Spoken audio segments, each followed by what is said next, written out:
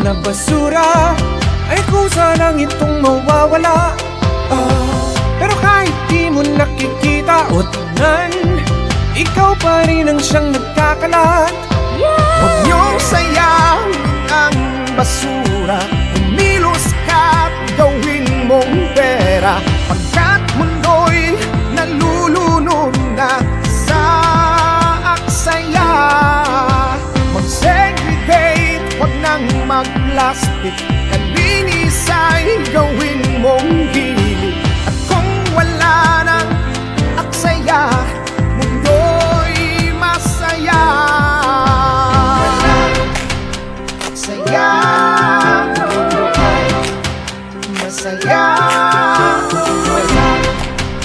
masaya,